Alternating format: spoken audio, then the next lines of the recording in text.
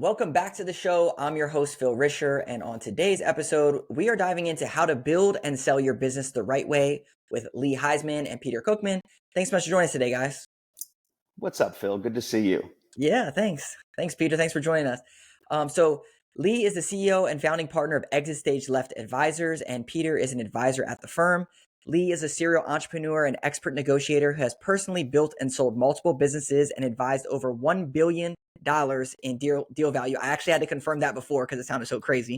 And sorry, And Phil, I have to pump my fist every time you say that. It's a reminder. I never 1 look back. billion. Well, I never look backwards. I'm always looking forward for our clientele, but it's nice to be reminded. I love it. And his company guides owners of growing companies through to strategic planning, valuation, and exit execution.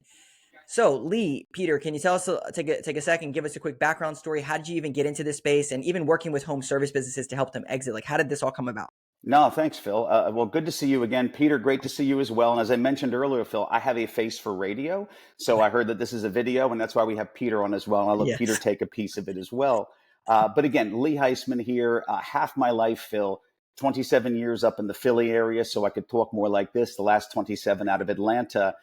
I was an entrepreneur for 30 years in the blue collar space. I owned a commercial printing company. I owned multiple firms, and I was fortunate to sell them myself. And I went out there. It was kind of like the mechanic, right? If you've never worked on a car, but I'm going to try this the first time. I went out and I didn't know what I didn't know, Phil. You know that adage, right? I Yes. was an expert in the sprinting space. Our clientele are experts in their space, but we went out multiple times, sold our own businesses, myself and my partners, and realized, wow, we don't know everything about this. It's hard to be upset when you're getting a windfall of money, but when you look back on it, you realize, wow, what a mistake I made on this part and this part and this part, because it wasn't my original career, of course. That in turn was the impetus for Exit Stage Left Advisors nearly 6 years ago. And like you said, Phil, we've been very fortunate. Just this year alone, we've closed over $300 million of deals, enterprise value for our clients. What we've found to be successful, everybody loves that unicorn story, the tech firms, Phil, and all the Yeah. stuff that the AI, the tech. Of course, we represent multiple clients in that space, but the majority of our clientele, mission critical, blue collar industries. We've sold 3 roofing companies this year, an HVAC company, a pest control company, a landscape company. These are the jobs and industries that AI is never going to take over. And we've been very, very fortunate to become one of the top M&A firms in the entire country in this mission critical. I say blue collar, but there's a mixture, within those organizations, Phil. There's white collar, there's gray collar, there's blue collar, but all those collars are necessary to run our entire country. So we're very fortunate to know all of the buyers in the country in these particular spaces. And then fortunate to work with Peter at our organization because Peter brings 30 years of experience in this space. Yeah, very cool. Yeah, Peter, what's your experience like in home Yeah, service? so working on the corporate side as well as an entrepreneur, started a number of companies, and I love talking to business owners and helping them understand what their objectives are with the company and helping them really match there's lots of private equity and family office money out there with different needs and Yeah. expectations, and aligning those with the owner's objectives is something that's really exciting. And working with these business owners that have built a company to the point where they're having those conversations is awesome. Yeah. Awesome. So it sounds like, Lee, you went through an experience of selling companies and you don't know necessarily what you don't know. You're more of on the running the business side, and you've gone through this experience. And a lot of times, right, the home service business starts as a technician, then they become the leader and they start scaling a business, but they also have never been through selling a company before. And it's like there's so many mistakes that people fall into from there. Before we get into those mistakes and like you coming alongside them, can you talk about when someone comes to you? I'm sure you evaluate them as a sellable asset. What are some of those things that you look at a business when you're like, okay, this is a viable, sellable asset that we can go to market with? Like, what are some of those big Wow. things? Phil, all right, you've done this before, Phil, because that Yeah. is an integral question. No, that Yeah. really is. I'm always across the country, Phil, very fortunate, like I said, for our reputation.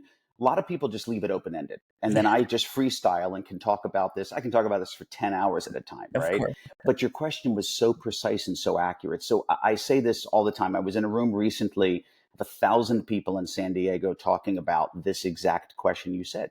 And I Mhm. looked at the room and said, if you are profits, you have 2 things. Of course, you have revenue. And a lot of people, Phil, and most businesses, I'll say, how large is your organization? And you're right, Phil, I'll have clients sign or people sign NDAs so I can look at their businesses in advance. Mhm. Phil, we probably turn away 85% of the businesses out there because they're not sellable today. It doesn't mean that we won't work with them for a year or two to help guide them to become sellable, but I would say most aren't ready. If your revenues and your profits, and you're going to hear a term, Phil, EBITDA. Are you familiar with that? Yeah, I am. Before we talk about EBITDA, I want to talk about what are some of those things. Like, are there like 2 or 3 things that you're like every single time I see this, it's like you're not sellable at this point. Like you don't Well, have so your EBITDA, your profits. Oh, your EBITDA. Phil, Okay. that's where I was going with you. Yeah, you're. It's nice to have revenue, and if you said to me, "I have a $10 million revenue company," but you had zero profits, you had zero EBITDA. A lot of people talk about that top line. Yes. Really, that word EBITDA is you kind of. If you look at our social media, Phil, we own the domains. You know, you had me at EBITDA. What's your EBITDA? Phil, I'm embarrassed. In Georgia, my license plate is the license plate that says EBITDA.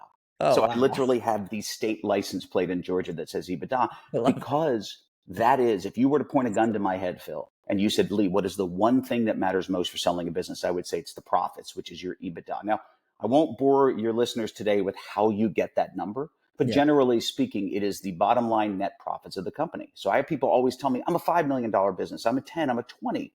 I'm like, oh my gosh, 20 million of profit, 10 million of profit. They're like, well, no, that's the top line. I'm like, well, that's nice. But Phil, I've been doing this so long, I don't even know the majority of our clients that we've sold. I don't even know their revenues, meaning their top line. You Yeah. might say, but Lee, you've sold all these businesses. Those numbers don't matter. What matters is your profits. Those are the most important thing. And secondly, Phil, in line with that, it is the trend of it. So if your business is flat or going downward, Phil, do not sell. So anybody out there right now, if you say, man, I'm burnt out, I've been doing this for 10, 20 years, and I'm telling you, I want to sell right now. Now's the time to sell. I want you to think about this. If you're burnt out, you're overwhelmed, your business is flat and decreasing, and you say, now's the time to sell. Who's that appealing to? Exactly. That's not appealing. So you have to find this Goldilocks moment where you're growing. There's a tremendous future ahead of you in runway. You've had a tremendous success, and you say, why would I sell now? I'm making money. Yeah. That's the time, Phil, when you look and say, I'm going to sell, hopefully. And then, Phil, we could get into more things later, because if you sell, you can sell pieces of it. You don't have to sell the whole business. You can get to the second bite of the apple, which is usually larger, Phil, than That's the right. initial acquisition. Peter, I Yeah. didn't know if you had an echo on that. No, I think that's perfect. I think, business owners who are looking to exit, and if they're thinking about what their role wants to be in the future, there's many different scenarios in which they can play a role. And like Lee said, a lot of times the first bite of the apple is great, but it's that secondary bite, being part of a larger firm and a larger acquisition eventually down the road, that can even play a larger role in their Phil, financial. I have to give this analogy for your listeners. This is the easiest way to look at it. You can sell 100% of your business. Those are less than 10%. I want you to consider, do you want 100% of a grape, or do you want 20% of a watermelon? So start thinking about that. Do I Yes. want 100% of the grape that I have, no matter how big your business is? Or do you want 20% of a watermelon where you're a part of something larger to even go further in that exit? Yes. Okay. So for people that are listening, if you're like 1 to 10 million in revenue, this is the exact situation that I was in. If you know my story from listening to this, I was at a $3 million business. They had 10% EBITDA. So they were doing $300,000 in profit. Then I helped them go to $5 million in revenue, but the EBITDA went to $1.2 million. And that was over 2 years.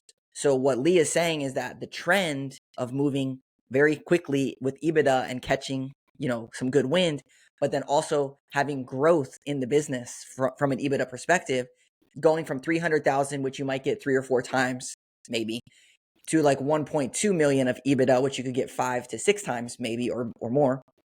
That's what you're talking about here, is catching that tailwind of growth, but then also optimizing for your EBITDA or your profit number, so that way you can do it. I do want to ask you this though. If someone is thinking about selling and like they have a 10% profit margin and it's whatever that means, should people look at guzzying up their profit in order to sell, or should it be like a natural thing like that people evaluate? And by guzzy up, I mean like, spend a bunch of money and invest now, and then 2 to 3 years you can cut your expenses so that way you have a bunch of profit. That's another, Phil, sharp. Again, I'm not being nice to you, Phil. Remember, Yeah, I told that's you my good. first 27 years are Philly, so I'm just Yeah, always direct. yeah, Great direction. So number one, you hit the nail on the head. The EBITDA in your previous example, yes, obviously that's the right trend. That's why I don't even care what revenue is. I care exactly. what the profits are. Yeah, So I'll share this with you, Phil. Yes, you can absolutely strategically say, I'm going to have this growth path. I'm going to put jet fuel on my EBITDA by chopping expenses down and firing people. I mean, Yeah, I would know exactly how to self-destruct and strategically get the EBITDA as high as possible just at the perfect time. exactly. So it's a great question. Can you gussy up your numbers? Can you make it look really pretty? So I will share this with you and the listeners, and I do this every day. The private equity firms that I deal with across the country, Phil, I mentioned I have over 1,300 private equity and family offices that I know intimately. I know who has the money, who has what's called committed capital, who is bank dependent. So I know all of them. And I will tell you this, although I think I know what I'm doing, they're 10 times smarter than all of us because that's their entire job. So if you gussy up numbers or attempt to do anything, this is a long process, Phil. If I could make a transaction for you, just say, Phil, we'll use you Yeah, as an example in your business and you gussied it up and the numbers look perfect. We're looking at a 6-month to a 1-year transaction time. From the moment we take someone on, it takes as little as 6 months up to 12 months. There is no way to gussy anything up without, yeah, as you go through due diligence, I want you to consider a colonoscopy. If we're an older men like us, or myself at yeah, least, they're going to find everything. Phil, it's like running into the ER. When you go into the ER, I have these issues. They need to do CAT scan, blood work, MRIs, x-rays, and they're going to find everything. So what we do for our clients is we do provide everything before they ask for it. So you're right, Phil. yeah, You can do that to have a little moment in time to have the highest EBITDA. I simply say, run your business appropriately. When clients sign on with us, I turn to them and say, okay, you've begun the process. Do not take your foot off the gas. And it's exactly. hard because clients go, I'm ready to sell. I'm just going to relax now. And as I go down the world of the next 6 months to bring these buyers in, and if the business starts tanking because they think just because in their mind they're going to sell, no, you have to put the foot on the gas and grow it while we're doing this. Yeah, So great question. There is no magic wand to gussy up a number to make it look perfect at that moment. You just have to run your business effectively. And remember, it's an important piece, Phil. Personal expenses that you have that are business expenses / personal expenses, those things are added back in. So Phil, if I looked at your books and you made $1 million a year, you had $1 million of profit, and you spent $100,000 every year on a Range Rover, I'm just making it up, right? yeah, Phil, you had that, but it's a personal expense you're running through the business. Your EBITDA wouldn't be 1 million. It would be 1.1 million because exactly. when you sell, what are the things that are personal expenses that will no longer be at the business after the sale? That benefits you. Actually, it's very helpful. Yeah, it makes sense. Do you want to say And one something? thing that I just add is with us working with so many companies, we also see where there's opportunities. So there was one roofing company where we were able to help and identify that their cost structure was a little bit higher than some of their competitors. And so renegotiating some of the things Mhm. as they get larger, those are opportunities that we can look at and make recommendations in terms of where they can maybe find extra EBITDA. Yeah, Yeah, Peter's 100% right, Phil. For clientele, and again, I hate to promote myself and our yeah, organization. We're okay. here, Phil, as a service for you. Yeah, We're for here sure. to provide this for your listeners. But not every firm is made the same, and we've been complemented by the private equity firms across the country and our clientele. But Peter's 100% right. We will go in and work with our clients too. That's why sometimes we'll sign clients up with us a year or two before their sale because we're able to look at the numbers and show the trends and say, these are the areas you want to fix. Phil, another piece is, in the home services industry, there's a lot of multiple questions, meaning like, what are my multiples? Yeah, How much am I going to get for the business? There have been clientele that I've worked with for 2 years. When I started, they had what's called reoccurring revenue. So Phil, mhm, consider I've been working with that client for the past 5 years, 7 years. They always come back to me. Oh, do yeah, you have a contract? No, I don't have a contract. Do you have a service agreement? No, I don't have a service agreement, but here's my historical history with right. this organization. So I'll get a good multiple for what's called reoccurring. Mhm. However, I've gone to clientele and said, can you start a service contract department? Can you start getting them under a monthly or quarterly or yearly service agreement? I will tell you, Phil, the multiples go up exponentially. I can go from a 5x to a 7 to 8x just by having what PE firms care about the most. It's one word: predictability. Yeah, Phil, they care about predictability. I was in that room. This is a good one because I was in that room with 1,000 people and I said, by a show of hands, when is the last time anyone in this room changed your pest control company? And remember, I'm on stage, so I get to see yeah, everybody's face start to think, oh gosh, when is that? I said, hey, better show of hands. Does anybody even know what credit card the charges of $29 a month or a quarter even goes on? So one guy raised his hand in a room of 1,000. I sent a microphone over. He explained why he changed his pest control. But I said, everybody, just look around the room. That's yeah, 1/10 of 1% that has changed your pest control company. If I pulled together all of our money and said, let's invest in something that we know is predictable and is going to stay the same, you think it's going to be a Yeah. pest control company? So Yeah. if you start thinking of your business in this way, it will not only increase your business, your profits. By the way, forget about a sale. You as a business owner, look at that. You can sleep at night knowing you're under service level agreements, but it's unbelievably exponential for buyers. Yeah, I agree. The predictability piece. So you mentioned EBITDA is one thing that is like, hey, you got to get to this level or something. You got to have a trend of positive EBITDA. The one that I didn't hear, which I'm curious, is the leadership team of like what. Phil, How I does that didn't give play? you a layout today, and that was my next point. Okay, Oh my good. gosh, Yeah, Phil, you're aligned, man. I'm not being yeah, Phil. good. Look, I'm Philly. I would tell you, hey, Yeah. you're terrible, Phil. No, you're amazing, because that was my Good. next point. A Okay. big mistake, and we do these presentations all the time, is you don't think of your G2. I'm not sure, Phil, if you've heard of G2, but it's a common term, Generation 2. Yeah. What is your second generation of leadership? So, Phil, if listeners out there say, hey, I want to take some chips off the table, and I'm going to stay for the next 5 to 7 years and run it and grow it to get that bigger bite of the watermelon, your G2 isn't that important, right? Because you're going to be there. You're actually rolling equity. You're taking the trip with the buyer. They love the fact you're rolling equity. They know that you're going to be there. They do want to see leadership just in case, of course. But Phil, if you think you want to get out of there in a year or two and you don't have a great generation 2 across the board to replace you, that's a big thing that people tend to forget. I have to emphasize something, because I know as we wrap up our 30 minutes, if you're considering selling your business, I'm speaking directly to your audience, and I do this every day. Do not tell anybody. You work with a firm like ours or whoever you trust, and you sign NDAs, which are nice. They're in spirit, of course, they're legal documentation, but do not tell anybody. If you start speaking to your staff, even as you get closer to, I've had this happen, Phil, where owners are so excited. And by the way, the buyers are amazing. It's great partnerships. And I'm yelling respectfully at my clients to say, don't share. And they look and go, but they've been with me forever. I want to share this with Bob. I want to share this with Susan. I really got to give them this information. I said, let me share with you what's going to happen. You're going to go tell them, Bob and Susan are going to hug you and say congratulations. And when they're finished, before they put the period on the end of congratulations, they're going to say, how does this affect me? Exactly. Right? How does it affect me, my family? They won't even know that you're working on what's called equity incentive plans for them. They don't know that you're working on bonus structures, employment contracts. So number one, don't say anything to your staff until if you have to, we need to have the solution. And we need to have the employment agreement, the equity incentive plan. We want to present it to your staff when the time is right, usually post-acquisition. But if you need to bring them in early, you can't go in ambiguously. Your staff will freak out. They don't know what you're doing. So, Phil, that is, other than EBITDA numbers, Yeah. stay quiet. And I'm saying that I would use more language, and other than saying stay quiet, I would simply say, I do this every day. Don't say a word until it's the right time. And that's why you use professionals like us. Yeah. Okay, so you're at the point you have good EBITDA, good trend, a decent leadership team, you're staying quiet, and you say, "Okay, I'm going to go list my business on Biz Buy Sell or something." Okay? No, that's fair. I didn't So, laugh. You laughed. I didn't laugh. I want to be professional. no, I appreciate that. I'm saying I laugh because I hear this all the time from people, right? So like what does it look like from a DIY perspective versus working with someone, a professional, and what's the difference that Yeah, you yeah. would So I'm going to give you the best example, because we do not list our businesses. Okay. As I mentioned, we have well over I'm 1,300 curious. private equity firms and family offices. We know where the money is. We know where the money's buried and what it's allocated for. What you want to watch out for is people that will hand you LOIs, letters of intent.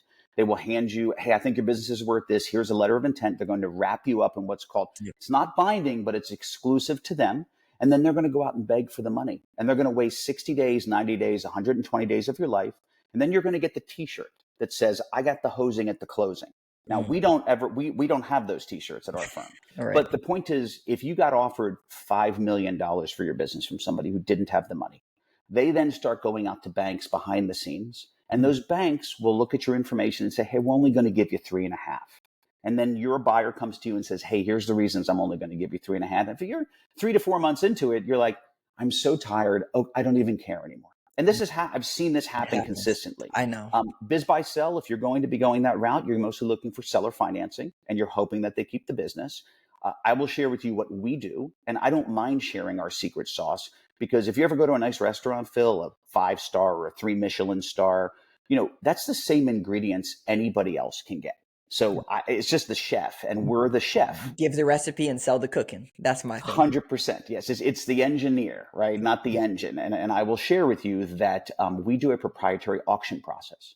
So Phil, we don't list for price. The market speaks. And why would I take money off the table? I have a great organization. They were an automatic door company, Dollar General, Walmart, and their business on paper from their accountants was valued at $14 million. I can't mention the name, although my client says you can always talk about it. But he lets me share the numbers. They were valued at 14 million. We came in, we found 60 buyers. We ended up with our final 4, and they were all bidding in an auction process. And we ended up $22 million all cash because they were all fighting against each other for this very valuable business. So I'll end on this, Phil. You own a beautiful home we live in Georgia, which is great, right? In terms of Florida would be no state tax, but just say we live in Georgia. Cost of living is a lot less than California.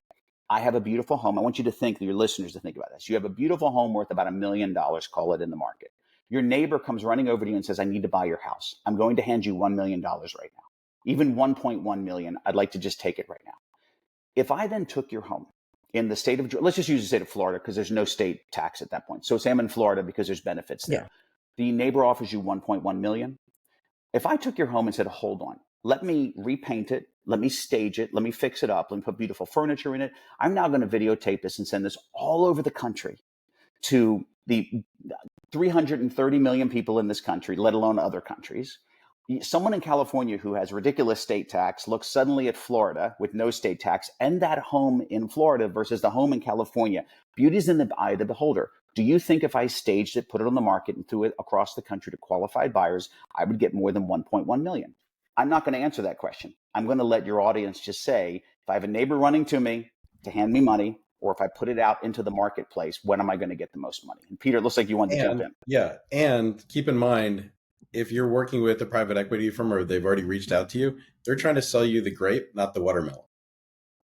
And so it's also the terms in which you can structure this that going in it yourself, you'll probably be taken advantage of in terms of the people who are out there trying to buy your companies are trying to sell you the grape where they want to make money on the watermelon. Yeah, that's the part I want to dig into is how to structure a good deal, because some people are jaded with earnouts. Other people are jaded, with the second bite of the apple dream that might never come. So I want to hear can you explain what the second bite of the apple is and also earnouts, or how you would recommend structuring deals? Phil, again, you're hitting all the grand slam. I'm serious. Like literally, Phil, I do this all the time.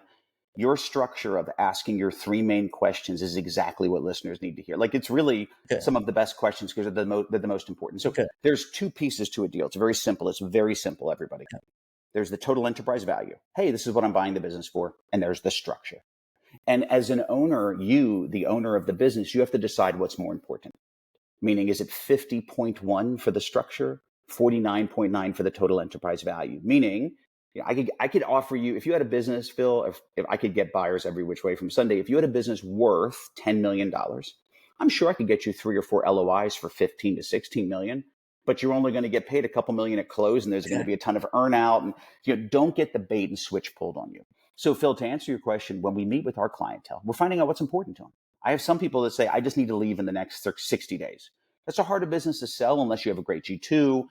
All the other pieces have to work with that. If you have someone saying, like you said, second bite of the apple, so structure makes everything. Total enterprise almost is secondary to the structure, because I could get you a $15 million offer and you end up with $1 million at close and 14 million is on the hook with risk, right? I've never done a deal like that. I've never done a deal less than 80% cash at close because my sellers wanted to roll equity. But what a second bite of the apple. I'm going to do my best to describe the highest level of how private equity works. This is how they work. Size matters. I won't make jokes on your show. Size matters exponentially. And I will tell you that the larger the business, the more multiple it commands. Mm-hmm. So Phil, if I were to look into the HVAC space, let's just use that, and I was a private equity firm, I'm going to go buy 10 businesses all at $1 million of profit. And when I'm buying $1 million EBITDA, $1 million profitable company, I'm paying a 3 to 4x. I'm just giving you the real numbers. By the way, viewers out there, if you're listening to this and someone tells you double digits, and there's 3 to 4 industries in this country, I sell them. the veterinary clinic space, financial advisors, like the pest control space, there's limited double digits, and those double digits are a lot of recurring revenue. So you can piece it together. Mm. But if I'm going to buy 10 HVAC companies that have $1 million of profit, I'm going to pay $3 million per company. Correct. Okay. So say that I spent 30 million. But now what do I own when I put them all together? I own one $10 million EBITDA company. When I sell that, I'm selling that for a 12 to 14x. Okay, Yeah. so I want you to consider the return on my investment. I'm going to grow this much faster than the S&P. I don't care how good the market is doing today. So your question, Phil, is if you are an operator that's selling, look, you can grow your business to $1 million of EBITDA, maybe 2 or 3. You're not going to get to 10. That's a lifelong journey to get there. So these guys do it very quickly by acquisition. And right there, you got to consider if I sell for 3 million, and I won't run the numbers and bore Yeah, people, that's great. but if I want to roll equity, when they go to sell in 5 years, usually those runways are 3 to 5 years, they're selling for a 14, a 15x, right? Yep. Well, then your 20% is getting a 14 or 15x on its money. Just a Yep. high level to think about it. So Perfect explanation. size matter. It's a complex scenario, and I hope I simplified it. Yeah, no, it's a perfect explanation. I think from what you're saying, you can roll up companies together and then you get 80% of the cash up front and the other 20% gives you this big outcome at the end and hopefully it works out. Listen, trust me on this, Phil, and for viewers out there, I don't care where you invest your money in the stock market. The private equity firms will get the largest return. Phil, enough that every deal that we do at ESL, we turn to the buyers and say, hey, our success fee, Phil, by the way, we're success fee based only. I didn't mention that. It wasn't relevant, but Yeah. we are. We jump in the boat with you guys. That's why we turn away 80 to 90%. So you're paying $0 with us until we close a transaction. Yeah. But Phil, every buyer that we close a transaction, we ask if we could take our success fee and roll it into the large watermelon. Yeah, I love it. Doesn't happen every time. They have regulations, but we know that's better spent for us than in the stock market. Okay, so I want to ask you about this. Earnouts have a little bit of a bad stigma and some people have a bad experience. How do you make sure that you don't have a bad experience and pick the right partner to work with so that way you want to stick around for that? Yeah, it's easy. Well, so Phil, remember, the best part about me and our firm is that I did this for 30 years before I'm doing what I'm doing. Yeah. So I'm not just a broker or an exit consultant that's never done this. I ran businesses and sold, and I had earnouts. I actually had earnouts. So Phil, in addition to what I do for my clients, I was an entrepreneur for 30 years. That's why I connect so well with my clients, because I know what you're going through. I know exactly what you've done. I did the same thing for 30 years. So two things. Number one, having a good exit consultant and having a good attorney to create a good purchase and sale agreement. So the hooks are appropriate. Let's start there. Yeah. So that is the most important piece, is as we go to the purchase and sale agreement, where your rear end is covered. You notice, even being a Philly guy, I said rear end. I didn't use language. Yeah. But secondly, Phil, the most important piece is if you're going to leave, it's really two things, Phil. How do you confirm your earnout if you're leaving, or how do you confirm if you're staying? So if you leave, you're going to have limited control. You still get your earnout, but you have minimal to no control at that point on affecting the outcome. So if you have a 1 to 2 year earnout, which again, I'm very familiar with, I'd stay in the business to ensure that I have control of that situation. And then also I would put hooks in the purchase and sale agreement, which I do, which not allows them to increase expenses and mess up with the EBITDA. Again, these are advanced moves. They're kind of pro moves, but I know exactly what to look for. So as you do the earnout agreement, you're protected. But the biggest protection is staying there for that earnout period. You have control. Yeah. I think it's hard because you're basically like giving, your asset to someone else. I mean, yeah, you're in control, but it also there's layers to it. So there's a roofing company we're working with, and there was 70 interests amongst the 1,300 that Lee had mentioned. And so part of our job is also screening them and identifying where alignment happens in terms of vision of the corporation and where they want to take it and how that fits into their corporate plan. If they have one. Some people just want to buy it and run it. Some, so there's all different types of ways in which these people approach acquisitions. And so part of it is you get to sit down in front of buyers and understand how you fit into their vision. And so, that's another thing that we can provide instead of just going out on your own and maybe working with a single, private equity firm or whatever the case may be, is we provide choice and optionality amongst buyers. Yeah, what it sounds like is don't go at this alone, and that's why you literally need someone in your corner to fight for you to make sure that you're getting a deal and you know what you're getting into, opposed to just a PE roll-up company throwing money at you and you have no idea what you're getting into.